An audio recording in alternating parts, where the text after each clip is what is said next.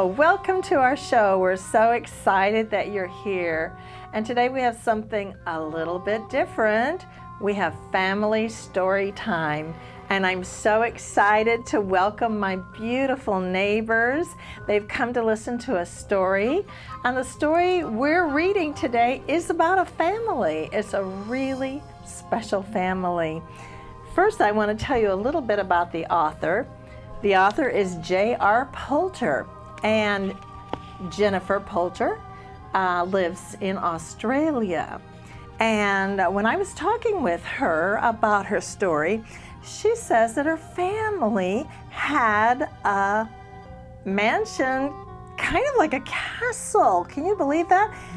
I didn't know they had castles in Australia because we live in North America, right? Yeah. So in Australia, her family had this small castle, and the family lived in it. And they even had a set of armor. Yeah, I think you guys know what armor is. Do you know what armor is? Yeah. Okay, great. Armor is what they used to wear in battle, right? So as I'm reading the story today, there are going to be some words you don't know because they're Australian words. And so we'll kind of talk about those as we go along. And our illustrator, Terry Hand, actually lives in London, England. So we've got a writer in Australia and an illustrator in England, and here we're reading it in North America. Isn't that cool? Sounds good. Yeah. So sit down with your family and listen as my neighbor's family sits and listens to this story called In the Doghouse by J.R. Poulter, illustrated by Terry Hand. Uncle Murgatroyd and bristled, not unusual. He was covered in bristles and habitually right now, and bristling came to a boiling point. Someone stuffed his armor heirloom with lolly papers. Someone else used it as an ashtray. Disgusting! Sacrilege! Armor worn by Sir Murgatroyd Twittington the First at a very famous battle. It's one of the few things Uncle Murgatroyd brought with him when he inherited gallstones. So I kind of imagine gallstones is that mansion, right? Mm-hmm. There it is.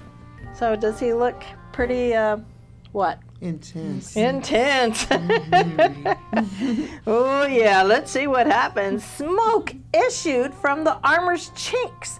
Flames danced in the visor. Uncle Murgatroyd to the bottom of the grand staircase, bellowing, "Fire!" Oh, no. Pop, Uncle Murgatroyd's Aussie nephew, was perched on a ladder fixing stuff. He lived at Gallstones with Ma and BC. BC stood for bang crash, noise often associated with boys his age. When Murgatroyd roared, Pop stumbled and he missed a rung. He bumped his head, staggered wonkily in. Righto, where's this fire then? Ma bounced up from the laundry, her mass of black curls bouncing behind her. Fire? Up in the library, BC studied his favorite book, Excavating Ancient Egyptian Treasures. He'd set up a direct dig in the cellar. He stiffed. Smoke?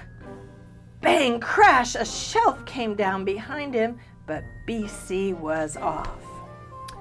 Wide-eyed, he peered through the banisters. Great Uncle Murgatroyd flapped, fit to take off. The coat of armor sizzled and spat. Pop skidded across the floor with a bucket of water, emptying the lot over Ma. They both slid straight into Uncle. Crash! BC grinned. They'd forgotten. What? Fire extinguisher. The fire extinguisher. Oh my goodness. He slid down the banisters, grabbed, aimed. Instant snowman. Well done, Nippa. Uncle clapped him on the shoulder. Ma wondered out loud who'd started the fire. not for long. Oh, I wonder who started the fire. Whilst Uncle Murgatroyd and Pop cleaned the armor, Ma and BC headed to the kitchen for mops.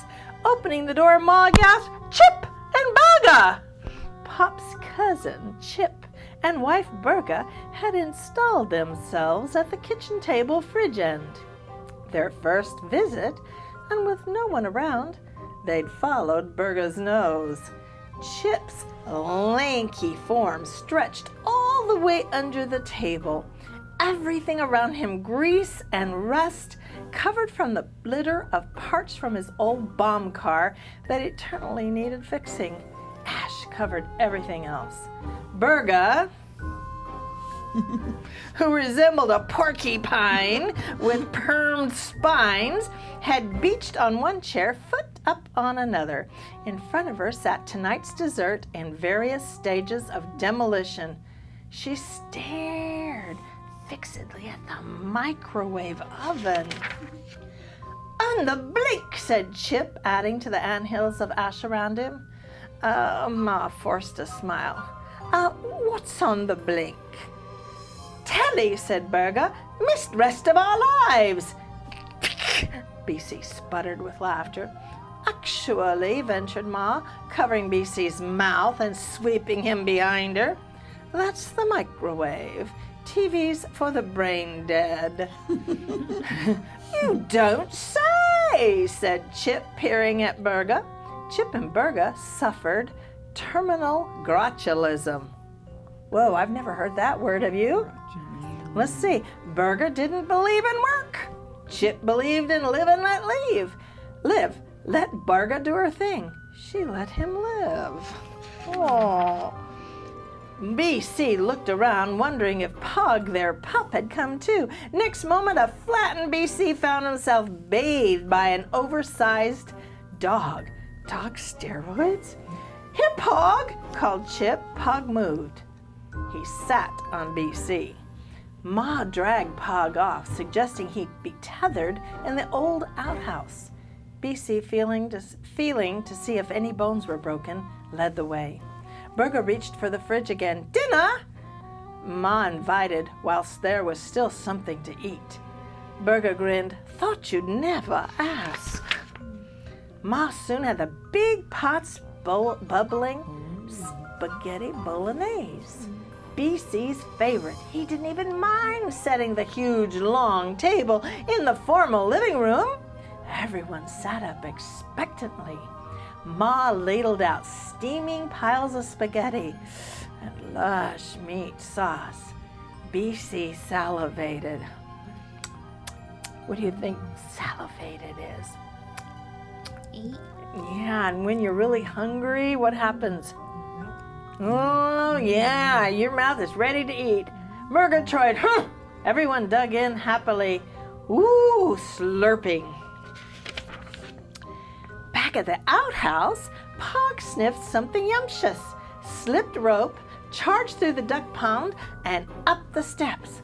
The French doors flew open. Onto the polished table, water lily in one ear, landed Pog, collecting everyone's dishes as he slid, and ending nose to nose with Uncle Murgatroyd. Meal finished.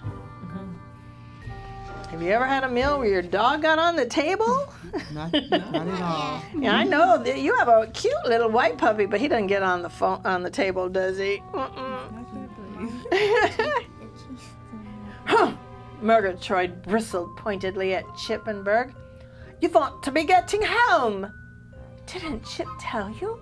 We're staying the night." Burga planned longer, but no telly. Forget it. So they don't have what? What's a telly? Yeah, television. No telly, so they're not going to stay there. Huh! Murgatroyd looked at Ma with a glint in his eye. "Put them in the guest room, my dear." Everyone pushed Burga upstairs to the huge attic guest room. I love the pictures, don't you? Burga flopped, gasping on the bed. It groaned horribly. Chip turned off the light and jumped in, boots and all. Pug finally stopped howling. Oh! Back in the old outhouse, and the odd glurp of cane toad served to underlay the blanket of hush. Burger rolled onto her back, snoring. Does anyone snore here? Sometimes, Audrey. Yeah, I do it sometimes.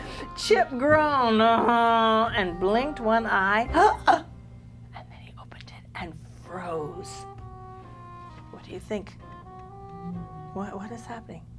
He was scared. He's scared. Let's see what he's scared of. Ah! A small, sinister figure hunched on the end of the bed, glaring at him through bright saucer eyes. Chip swallowed, trying not to breathe. His stomach rumbled. I don't know. What is it? I don't know. Let's see. The beast made a weird whirring growl, and rows of needle-sharp teeth glinted in the moonlight. Up went Chip. The creature gave a guttural shriek and dashed on the bed.